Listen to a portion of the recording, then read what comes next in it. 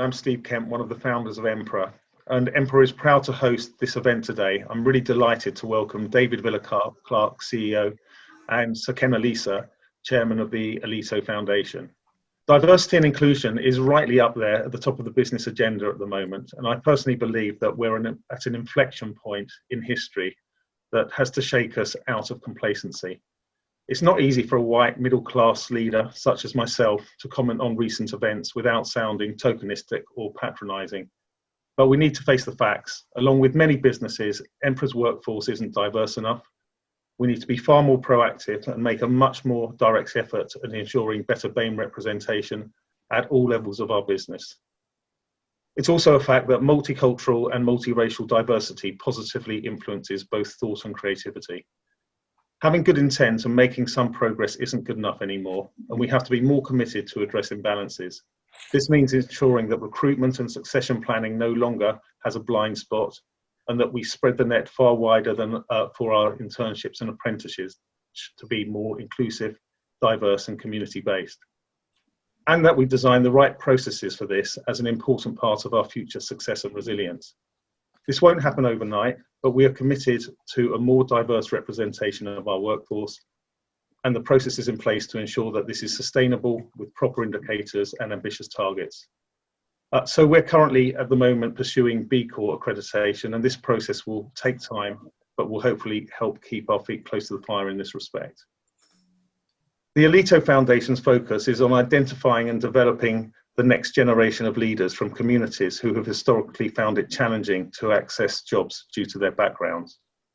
I was introduced to Aleto by Sir Ken, who I've known for over 20 years, and he's one of my most admired business leaders. We first started working together in the late 1990s when he floated Technology Merchant Bank Interregnum on the London Stock Exchange. And he pushed us to produce some of the most creative and innovative annual reports that we've done in our 24 years in business.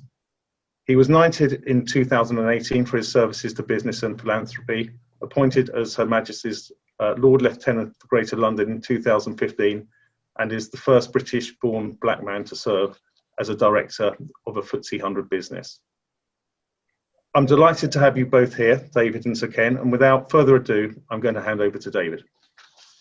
Great, thanks, Steve. Thanks for that introduction, and all the stuff you said about Ken is fantastic, but I'm even better. And the reason why I don't know you as well. And the reason why I'm even better than Sir Ken is because Sir Ken pushes a button and I'm the man that does the work behind the scenes as well. But also joined with me today, we've got two of our young alumni who are absolutely fantastic. We've got Chanel Thompson. Say hi, Chanel, so people get to see you. Hi, guys. Hi, and we've also got Emmanuel Aola, so you'll hear from them a little bit later on in terms of how they've seen their journey in terms of working with Aleto.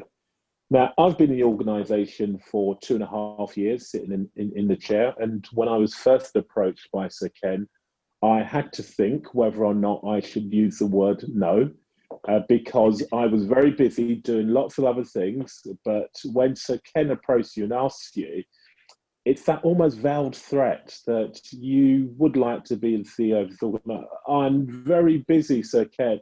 Yes, I do want to be the CEO of this organisation. And since then, the last 2.5 years has been actually quite challenging, but also very joyful and engaging, certainly with the young people and all of our partners that we've learned to love and come across. So thank you, Emperor, for hosting this, and thank you for the people who are on the call to listen to our story and the direction of travel that we're going as a foundation. But first, if I tell you a little bit about me, I'm a black British man, brought up in the East End of London, and was born in '68. So, had a bit of a baptism of fire in terms of the race agenda, because I lived on an estate called North Woolwich, 3 black families down by the docks. And it was quite challenging times.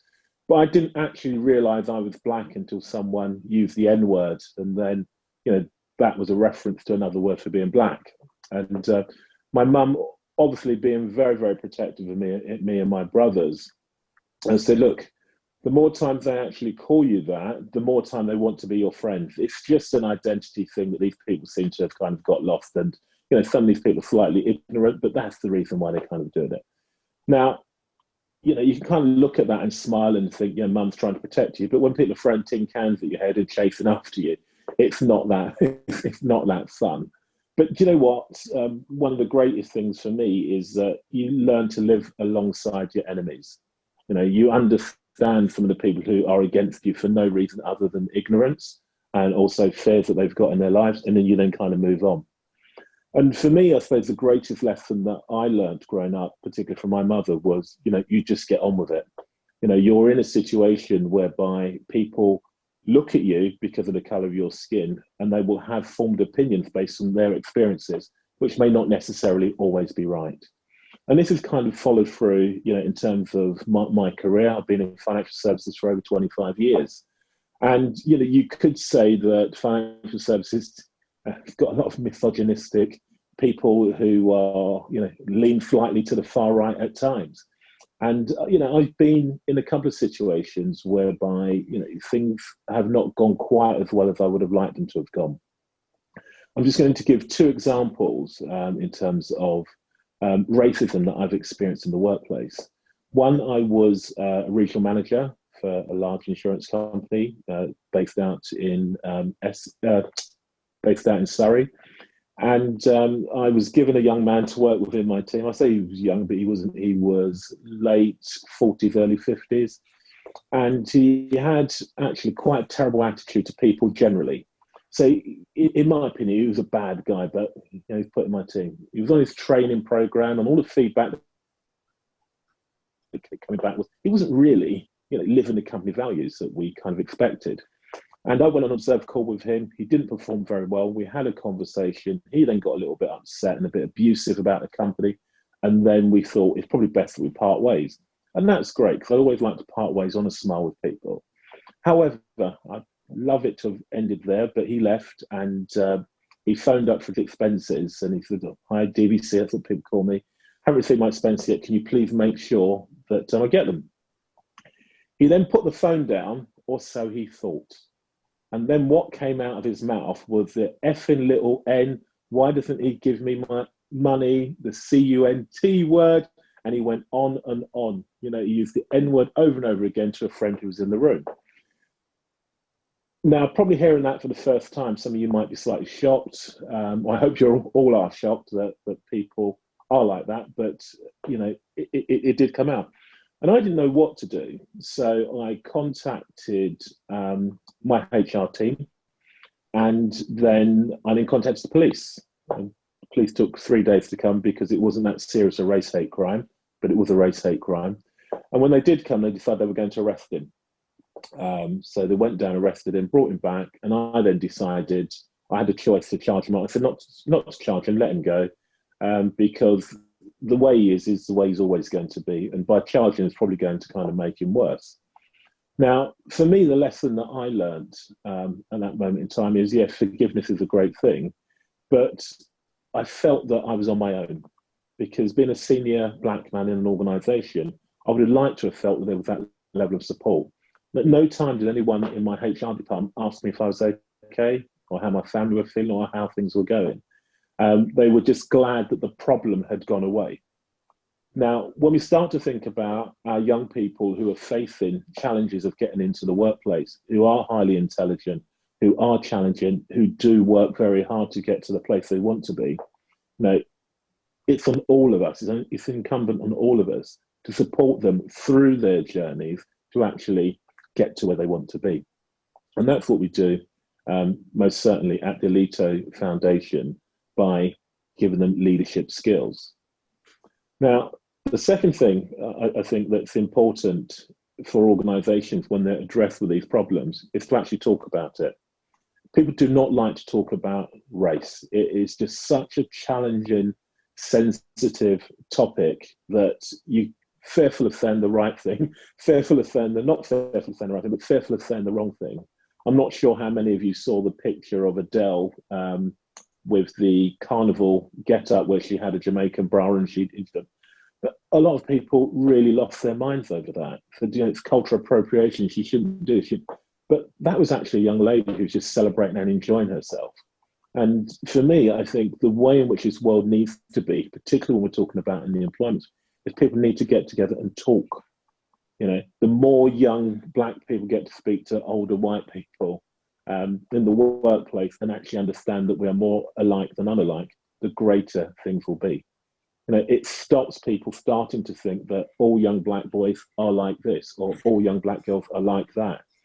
And also on the reverse side, it's people are welcoming. People do want us in their organisations, and what we're looking for is that level of collaboration. So for me, whilst I have had a number of incidences throughout my work career, I do see that there is actually hope for the future. But the hope really starts when you work with people like Chanel and Emmanuel to help them achieve their goals, because they're not only thinking about it from a perspective of what's in it for me, it's about everyone who comes behind them as well. Now, I'm just going to take a pause there and hand over to Sir Ken, who's our chairman. And he's got a great story to tell, but I think take some time, listen, pause, and reflect afterwards, and then you'll hear from our young people as well. So, Sir Ken, over to you. Oh, thank you, David, and thank you, Steve, and thank you as well, Emperor, for arranging today. This is an important subject, and I'm so grateful for so many people joining us today just to stretch their minds a little bit on the topic. And these are strange times, so actually our minds are being stretched in all sorts of different dimensions. I pick up the newspaper today, and the first headline is all about COVID, of course, the first chunk of the paper, and the second chunk is all about Brexit. Black Lives Matter's drifted away a little bit at the moment, although coverage of what's happening in America remains high. But Black Lives Matter has brought a whole focus on a topic that hasn't really been talked about in the UK for a long time. And as David says, the solution is for us indeed to talk about it. So I am going to spend 15, 20 minutes or so talking about it. Let me start out with the two big messages that I want to do my best to convey this morning. The first big message is that this whole concept of diversity and inclusion is in great danger of being dismissed as an HR, social justice, process, measurement issue. And that's a big danger. I find when I talk to business people about diversity and inclusion, particularly about inclusion, they are polite because of who I am, but they drift off very quickly because they hear blah, blah, blah, social justice. My message is, no, this is actually not blah, blah, blah, social justice. This is, although that's important, it's actually, from a business perspective, it's all to do with competitive advantage. And my argument, quite simply, is if your organization can't empathize with your customers, your recruits, your junior employees, your regulator, your supply chain, if you can't empathize with those people, who by definition will be diverse, then you will be uncompetitive in comparison to people, companies, organizations that can. So to me, it's a self-evident fact that this is about competitive advantage. Yes, it's social justice, but from a business perspective, it's about competitive advantage. And the second message is, and the content of what I want to talk about, is a framework within which you can, in your organizations, think about race, think about ethnicity, think about these issues like Black Lives Matter in the context of social justice, and more importantly, in the context of competitive advantage. Now, you've already had a brief introduction to my resume from the generous previous speakers, and you're probably already forming a view about me and all the things that I stand for. So let me just take you to the sort of image you probably got of me.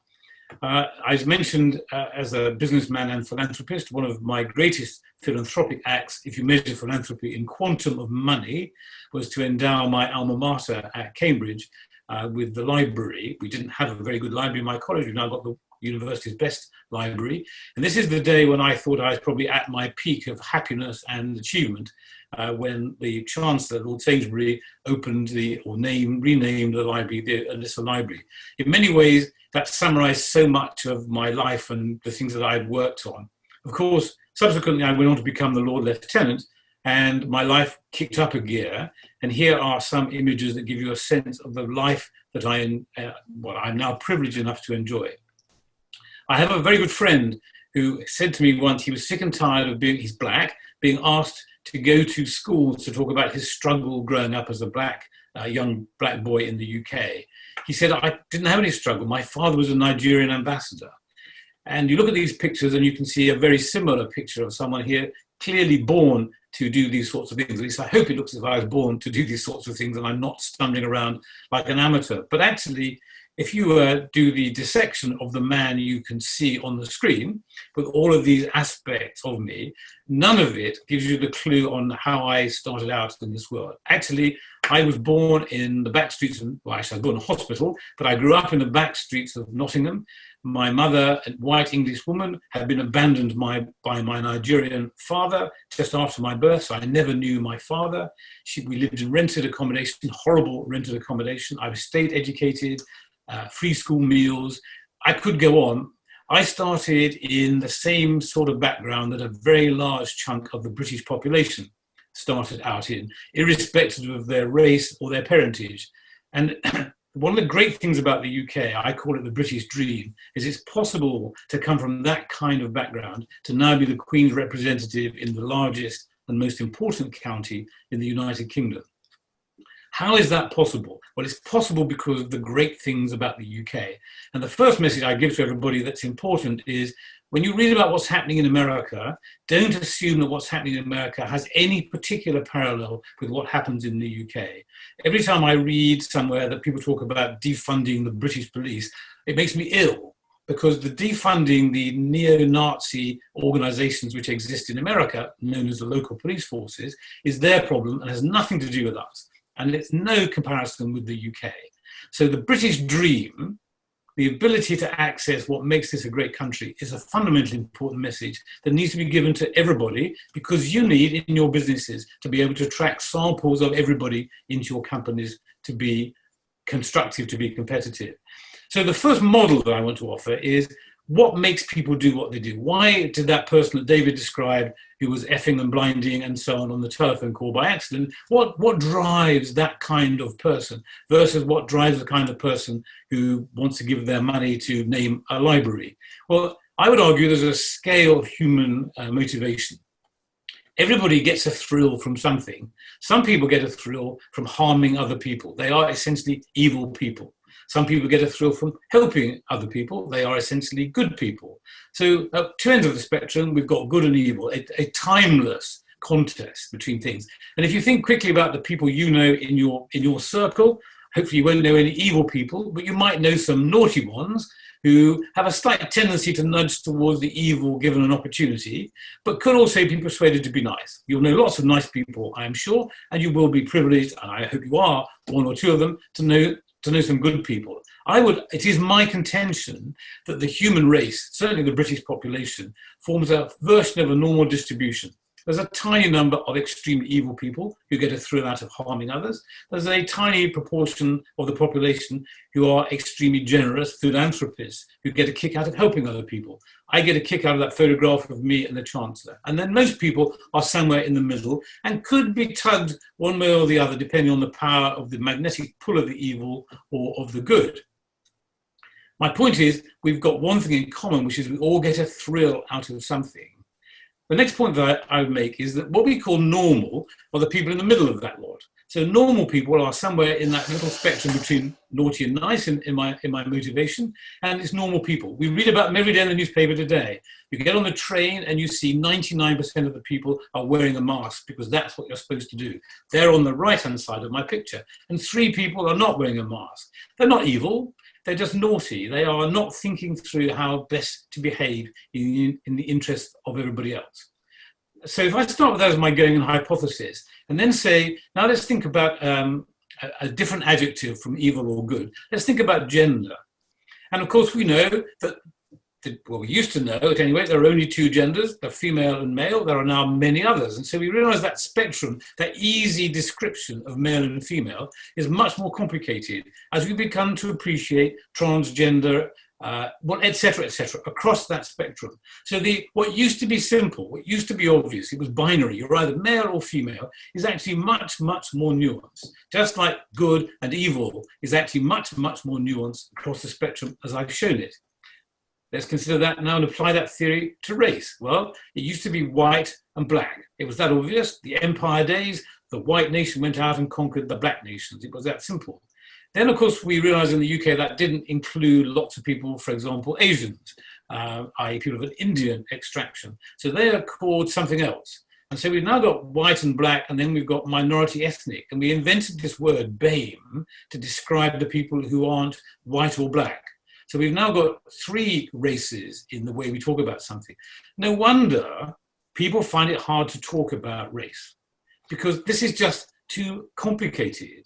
I would argue you've either got good people or evil people, and that's all you really need to think about. I would argue that what's happening to us is we're getting trapped in trying to apply labels, which then get in the way of description and discussion, as opposed to facilitating it.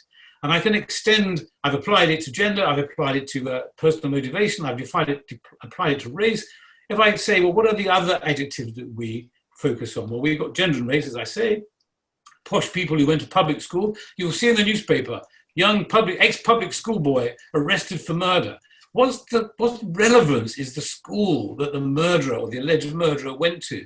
And yet the upbringing begins to be part of the description of somebody. Somebody went to Oxbridge, somebody didn't go to university. So we now define people against those characteristics. People of Indian heritage versus Caribbean heritage. What's a child who is well, let's take the lady who's now running to be the Vice President of America, got an Indian parent and an African-American parent. What's her heritage? What is she? These adjectives get more and more complicated. You will have seen last week in the newspapers about some people who have been banned from being on Airbnb because they are not allowing people over 100 kgs to rent their house. So we've now become weightist in the model. So all these adjectives begin to be ways of controlling, of defining, of reducing people to a word as opposed to people. Actually, people, choose any person in the population, they've all got a score on every one of these adjectives. My point is that race is another adjective. It's not a defining point, it's an adjective. And if you start from the assumption that race is merely an adjective, it makes it a lot easier to have a discussion about race and about the importance of it. The problem is, in our country, that people like me, who come from the humblest of upbringings, tend not to talk about it, because it's much better to be in that top class, upper class, aristocratic universe. I have a friend who's a senior partner in one of the big 4 accountancy firms, and she went to comprehensive school. And one day, she's now very senior, one day she mentioned that despite the fact she was a senior partner in this firm, she went to a comprehensive school. There was shock around the table because they naturally assumed that she, like them, had been to paid education, etc., etc. But she was inundated with emails from colleagues in the organization that thanked her for, quote, coming out as a state-educated person. So we have this issue in the UK when we want to talk about serious matters, serious topics, that we hide behind a pretense of being something that we're not, as opposed to saying, actually, is this person a good person or a bad person? And after that, it doesn't really matter. So I've got 3 messages to help you do a better job of discussing race in your workplace. First of all, where are you personally on my spectrum of good and evil? And by the way, if you're evil, I'd like to leave the call now. But if you're anywhere else on the spectrum, and therefore what I will now define as normal and helpful, then you need to know that. But the next question is, what are you trying to do? When you look back, when you get to my age and you look back and you say, I've been lucky enough to live in this country, I've been lucky enough to operate in this country, what am I trying to do? What's my purpose? What's my legacy? How do I want people to remember me? Do I want to be remembered as a fat person? Do I want to be remembered as a tall person? Do I want to be remembered as someone who's made a contribution to society, to my family, to the business, etc., etc.? You need to think through about what your purpose is. And then finally, what are you doing about it? And then what are you doing about it is really key. And it brings us back full circle to discussing race and in our context of our country. What I'm finding is people are so scared of treading on eggshells that they won't talk about the topic. So I have friends of different heritages who won't talk about race in their workplace because they're worried that someone will file a complaint about them. So one of the key things you have to do in this complicated world that we're talking about now, where you could find yourself being the subject of a whistleblower because you describe someone as fat or black. I mean, those adjective lists are all landmines if we're not careful. What we need to do is to create safe spaces inside organizations and safe mechanisms inside organizations so all of those topics can be discussed. And it will be a mistake for you to think that Black Lives Matter is only about black people and the disadvantage and the unfairness that's happened to them. I am a piece of evidence that shows you can get to the top in this country, even if you happen to be black and poor. Therefore, that isn't a defining characteristic, it's an adjective or a set of adjectives. So in your businesses, as you're thinking about how you in your organization choose to react to the Black Lives Matter movement, I would encourage you to do a couple of things. One, recognize that this has to be talked about. If you don't understand what it's like to have the kind of background that David described, you need to find out about it. So you need to talk to people who've got those experiences and who will tell you. So you need to find out, you've got to investigate. You need to create a safe space where that's possible. So you can have those discussions without the fear that it will turn into someone getting really angry and doing something potentially dangerous for your business. And how you create that is up to you, because my third and last point is this is all about competitive advantage. So you need to extract that knowledge and that information so you can configure your business and your business relationships with others in the light of knowledge, as opposed to participating in some social change program. Social change is for politicians and for life outside the office. Inside the business, you need to be thinking about how to win against the competition. And so I end up with where I started by saying, if you don't reflect your staff, your recruitment pool, your customers, your supply chain, your regulators, if you don't reflect them, if you don't empathize with them, if you don't understand them, you will lose out to organizations which do better than you. And so this is about competitive advantage. And so throughout the fear, throughout the unwillingness to discuss things, throughout the embarrassment, start to find out from within your organizations what people are thinking, what their backstories are, how they got there. And think about my white lady who came out as a state-educated person as the point. Unless you know her story and David Villa-Clarke's story, if they're in your organization, you won't be able to capture the energy that exists there. Ladies and gentlemen, this is all about competitive advantage. Thank you. Great, thanks for that, Ken. And yeah, I suppose working with you for the last 2 and a bit years, Ken, one of the things that I have really taken on board is when we work with the young people who do come from these tough reality backgrounds, is to get them to stop to think about the colour of their skin and the adjective, but to think about the skills that they've got and how they can bring them into the workplace or even into the universities that they're going to. And before I introduce Emmanuel and Chanel, I'm going to tell you a little bit more about our foundation. Now, we've been going for 10 years, and it was set up by Sir Ken and some of his friends, and with the sole purpose, really, of educating the really talented young people on leadership skills. Skills that most organisations don't teach young people until they've been in the organisation 2 or 3 years, because it's too much to put them on a course. But we do that from the get-go. So we have a cohort of young people from the ages of 18 to 25 who attend our programme, which was once a year, but is now more frequent in London. And throughout that time, they go through, firstly, doing a business challenge question. So typically what you give to a first-year hire in a consulting firm, we give that to the young people and ask them to go away, work in groups with people they haven't known before, and come up with a solution. And the interesting thing about that is young thinking and diverse thinking comes up with some really far out there ideas that actually are implementable and can take your business leaps and bounds ahead. And that's the competitive advantage that Sir Ken's talking about. But whilst they're actually going through the program and working on the business challenge question, they're being taught things like public speaking skills. They go through their Myers-Briggs. They do things like situational leadership. You know, they then hear talks from previous delegates who've been on the program and also some senior leaders in business. And then when we come to the final day where they're presenting back their answer to their solution to the business challenge question, they really are grilled like a Dragon's Den style. And when Sir Ken asks questions, you better have the answer, because as a team member, you can actually dry up quite quickly.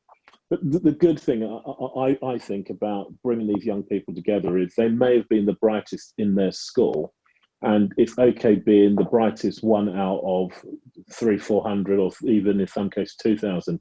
But then when you get into a room with 60 to 70 odd young people who are equally as bright and intelligent, magic really does happen. They create friendships that last a lifetime. I think we had two guys in 2016 who got together and started up a business that's worth several million now, and they were strangers in the room. So the program that we do, I think, actually changes lives. It gives them the confidence and the competence to go into the workplace and deal with most of the challenges that are facing them.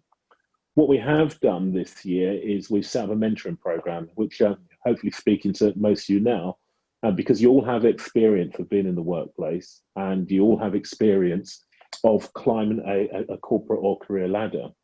And the one thing that I believe that our young people have been missing is that mentor over a sustained period of time. So we now have a mentoring program that lasts 9 months where we invite corporates and individuals to come on board. There is a financial contribution because it's required to pay for the online platform. But it's a one-to-one process that lasts 9 months where we answer 1 to 2 hours of your time a month to actually engage with that young person. Now, whilst you may feel that actually I don't know how to mentor, it's called a conversation, working with a young person who's got some goals and some objectives that they want to meet, and they'll be looking to you for some advice. That for me is a golden moment where also you can find out about that young person, their background, what it is that they're looking to achieve, how they want to achieve it. And for me, that comes back to my original point about the conversation and how we deal with some of the problems and challenges that we're facing, because all of a sudden, your preconceived ideas will be changed by a talented young person. So that's, I mean, you can find out more about us on our website, and I'll just come back briefly at the end.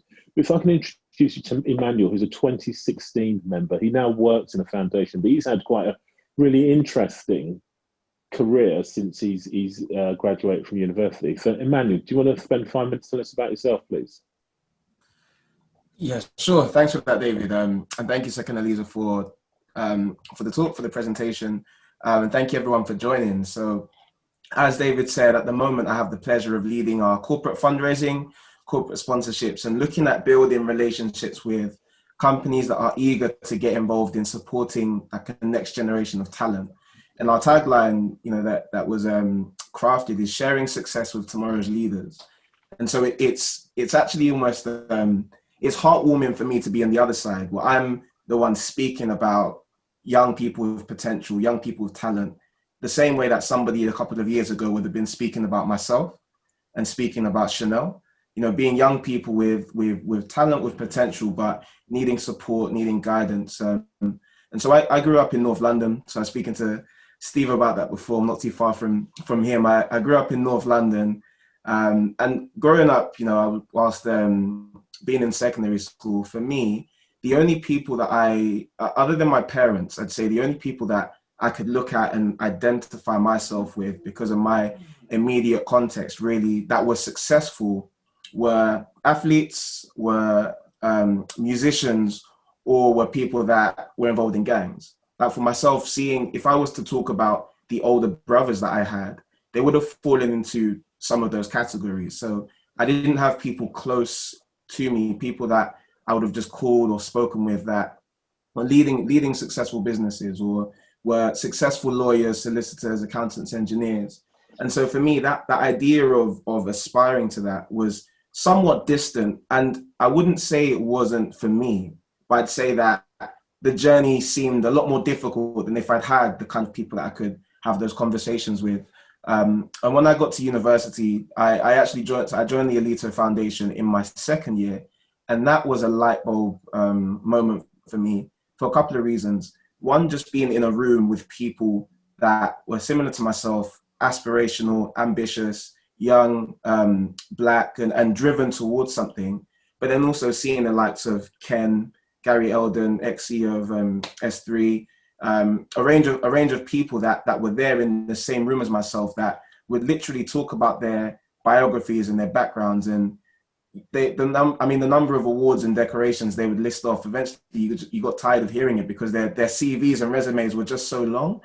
But that for me was a huge moment because it gave me the confidence that I needed to believe that if I'm in the room with someone, I'm in the room because I belong in the room with them. Like if I'm in the same room as CEOs, as chairs, as lieutenants of the Queen, I'm there because I deserve to be in that room with them. And so from there, I had the belief and the confidence that I'm never going to tell myself that a door isn't open for me. I'm never going to tell myself that a room isn't accessible for me. I'm not going to be oblivious to some of the challenges that I would face. I'm sure there have been times when I've walked into a room and the perception has been built up about me because of preconceived ideas that somebody has. I mentioned when I was talking to Steve about playing football, there'd be times when I used to, walk to football training. I used to leave my house, walk to training with my football boots in my hands, just so I could strip down and play quickly. And I'd regularly get stopped and searched, and people would be, checking inside my football boots, seeing if I've got knives carried in them and stuff like that. And you see that and you feel that, and it makes you really wonder, what is it that the world sees about me that I'm not seeing? Because why do I appear to be a threat? But I decided I wasn't going to let that be a hindrance. I wasn't going to let that hold me back. And I'm not going to let that cause me to look at other people with that same bias and just assume that everybody I come across has that same preconceived ideas around me. But these are some of the ways that these are some of the thoughts that cross people's minds. And, I'm very different from other people. Not all people from the background that I'm from are the same. Not all Black people think alike. So it's good to have conversations and be aware of how people think and feel when coming into your organization, when, even the people that are thinking about applying for working with you, or people that once they leave, hearing their thoughts or experiences is really important to know what's going through people's minds. But I digress even still. So, going through the program and then coming out of the program, for me was fantastic as well. The last thing I'd say about the value of the mentoring in particular, before I hand over, is just that you'll be surprised by how your experience and by how what you take for granted can be the game changer for a young person. So one of my mentors whilst being on the leadership program was a guy called Gary Eldon, CEO of the global recruitment company S3, or previous CEO. And that was just before I then became the managing director of a charity called Generating Genius, with a turnover of about £300,000, leading about a team of 6 at the age of 23, not knowing what I was doing and just kind of bluffing my way through it. But having a mentor to be able to guide me through that gave me the confidence I needed to do well in that position. And now I'm able to be involved in the Aleto Foundation to support more of that work. And that's just an example of how Gary's sharing the byproduct of what he'd taken in and learned over the last couple of decades had an impact on me. And I'd say all of you have the opportunity to do the same. And that could be a great way to be able to offer some value in, some really difficult but important conversations that are happening at the moment. Great. Thanks for that, Emmanuel. And it's always great to hear your story, and it's different every single time. I didn't recognise how great a footballer you were, but we'll see when I play you one-on-one, right? Okay, so down on to Chanel. And Chanel's one of my mentees, and she's just come out of Loughborough University with a first. I expected no less. So I'm not sure what Chanel was thinking when we were having our conversations, and she was having dark days and she was stressed. It was, you know what, just got to pick yourself up and get on with it. It's a tough world out there, but you're a tougher person. So Chanel, tell us a little bit about, one, your interactions with Aleto Foundation. I know it, but it'd be great for everyone else. But also your background and some of the challenges that you may have faced or may not have faced. I do think the world is slightly different now. It'd be great to hear from you. And over to you. Thank you. Thank you very much for that. Yes, I've just finished in Loughborough. I got a first class degree, and I don't think coming out of school that I would have thought that I would ever have achieved that. And one of the biggest things that changed the minute I started the program, it's one of the things I actually argued with David about when I first started, and this whole idea of faking it till you make it. And before I came on the program, I was definitely doing that. A lot of the time I was going into these organizations and kind of thinking that I could potentially do something great if I had this internal feeling of faking it till you make it. And my perception of that has definitely changed. I think what the program allowed me to do is to stop thinking about faking it and actually realizing that I can do a lot of these things that I thought I could do. And I think on the exterior, I come across as very confident, and inside I'm a rack of nerves, but I like to come across as confident. And I think that often can scare potential employers. I talk a lot about diversity and inclusion, and I'm very passionate about it, but I feel like sometimes I have to rein that in out of fear of coming across as too kind of confident or too kind of obsessive about the issue. But a bit about my background as such. So I'm from Basingstoke. I'm calling in from Basingstoke, down in Hampshire, outside of London. And I think one of the challenges that I've kind of faced is I was one of the only Black people in my school. So access to opportunities for things like Aleto and the other kind of stuff has been quite hard, having to commute into London and places where a lot of this happens. And also realizing representation as well. I came from a predominantly all white school. I had probably like one of two Black students in my school, and my teachers were all white. A lot of the careers advice that I would get, they were all white and had quite, I would say, privileged working class backgrounds. And trying to visualize yourself in the corporate world or these opportunities that I wanted wasn't an option. And I think what Aleto allowed me to do is to kind of see that representation and see where I could potentially see myself, and then go a little bit further. So I've been on a lot of different programs with loads of different companies that claim to do the same thing. But I think what stands out about Aleto is that those people are there for you. You'll see a lot of different recruitment companies who claim to get you into these places for BAME students, but the difference is they're recruiting you for a specific role. And if you need help outside of there, it's not quite there. Whereas I know, as I can go to any of the Aleto mentors, I can go to any of the speakers or anything like that and ask them a question, and they always say yes. There's never been a chance that somebody said no to me, and wherever they can help, they will help. But yeah, it's a little bit about me in the background. I don't know if you've got any other questions. Yeah, great. No, thanks, Chanel. That's great. And it's interesting, again, to kind of hear it from your perspective. And when you kind of talk about challenges going into organisations, and particularly now when you've got organisations who want to hire Black talent because of what's happened with George Floyd, and therefore all of a sudden they start to think about diversity. And I'm not a fan of quotas whatsoever. It's about getting the right person for the job. And often we hear that there isn't the talent out there. You know, we have over 400, well, nearly 600 young people who've been for our leadership program. And I could probably vouch for most of them.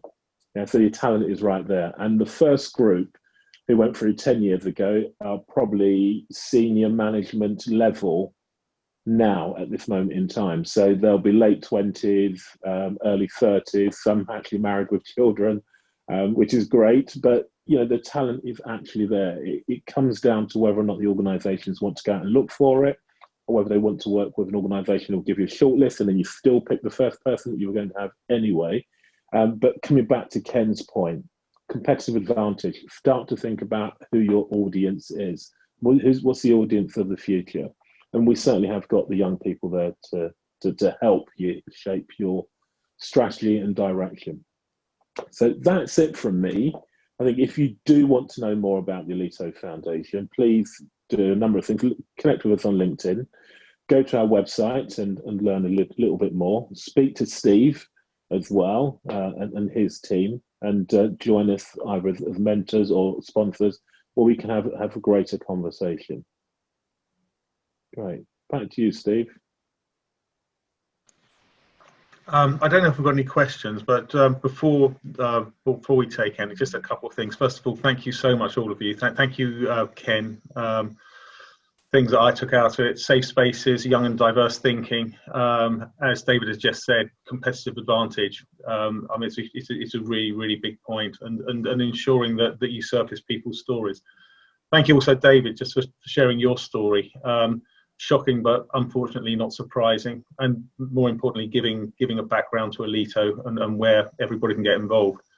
But I think most importantly, thank you so much for Emmanuel and Chanel for speaking so eloquently, confidently, and sharing your background as well, and just a huge testament to what can be achieved and how people can sort of support the Aleto Foundation as well. So, as David said, please get involved.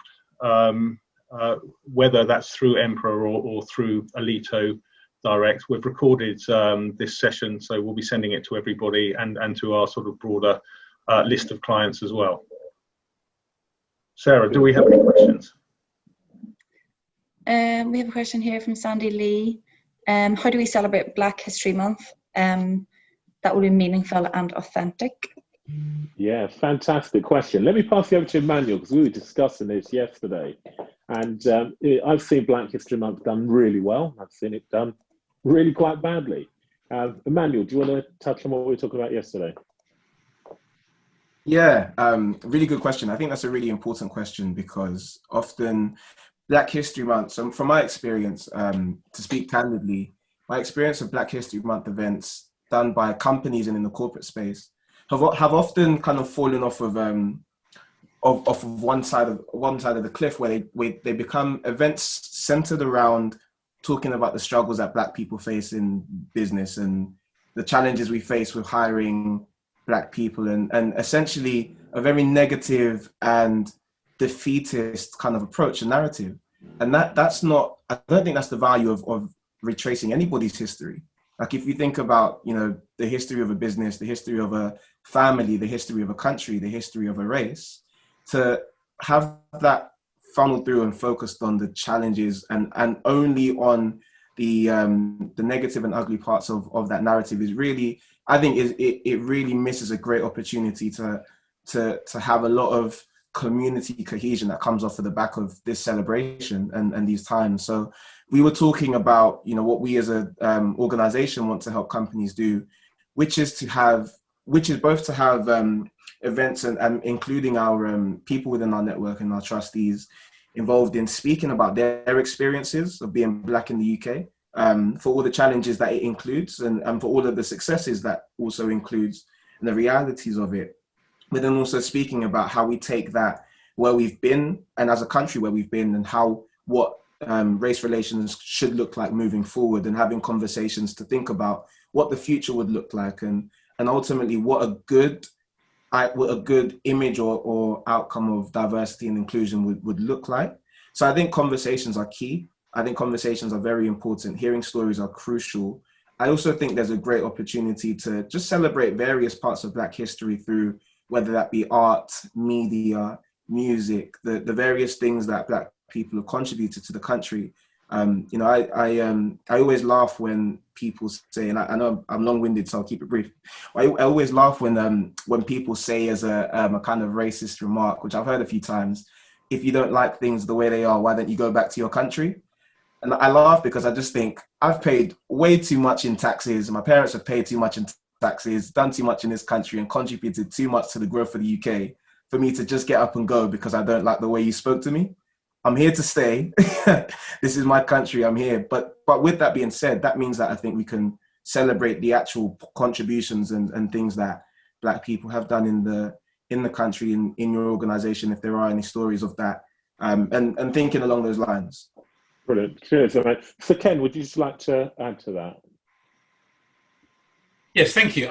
So I'd say two things. One of the big dangers of Black History Month is it focuses on American Black history. Martin Luther King, Rosa Parks, etc. That's no more interesting to me than French history or any other history, which is not particularly interesting. I care about this country and how this country competes in what is going to be a really difficult period for us going forward. Post-COVID, Brexit, this is a very difficult time for the UK. So I get grumpy when people want to talk about what happened in America in the 1950s and 60s. I don't care what happened to America in the 1950s and 60s. First point. The second point is, it's remarkable to me how little we know as Brits about what else happens in Britain. So one of the irritating factors of recent history in our country is the North-South divide, with people in the North saying completely unreasonable things about life in London. And actually, to Emmanuel's point, if you're so cross in York about why London life is so privileged, why don't you move to London? Well, the answer is because you like living in York. But people get grumpy, not just Yorkshiremen, it's more other counties are available. People get grumpy about differences in the UK because they don't know about each other. So the solution to competitive advantage nationally and organisationally is knowledge, and then the application of knowledge in a competitive way. So the logic in Black History Month has got to be, let's just understand this big chunk of our nation's history and our nation's existence today, so that we haven't got myths and irrelevancies and untruths about people of colour. And once you've got that out of the way, then you can apply it for competitive advantage. So manual story about being stopped and searched. We read about it in the newspapers. If you've never been stopped and searched, I've never been stopped and searched, but if you've never been stopped and searched, talk to somebody who has, and then you get an understanding why some people are really angry about it, and then you might feel you want to do something about it, but at least you'll understand. And if your customers contain people who've been stopped and searched and you've got no idea what that's like, you will be at a disadvantage to companies that do understand what that is like.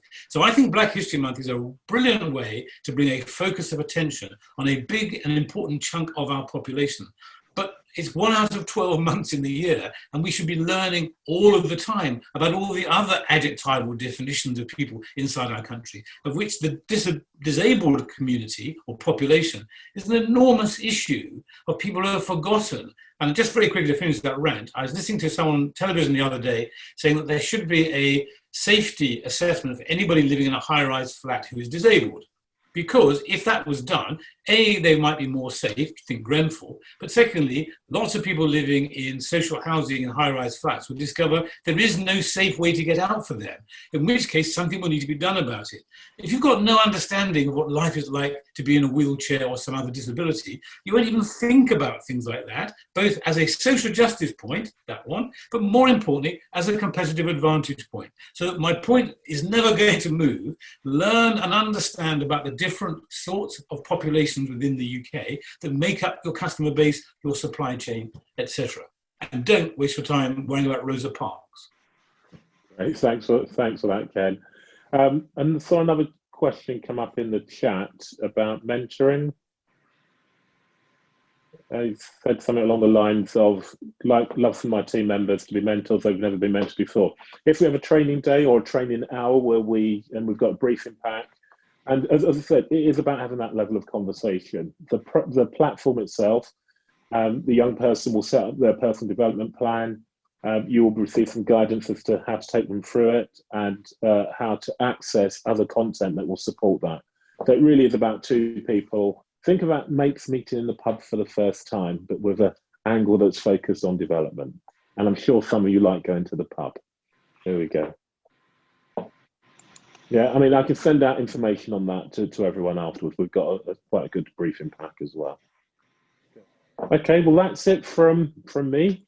Thanks very much again, Steve, for hosting this, and everyone who's taken the time to be on the call. Once again, thank you very much, everybody, and thank you all for attending as well.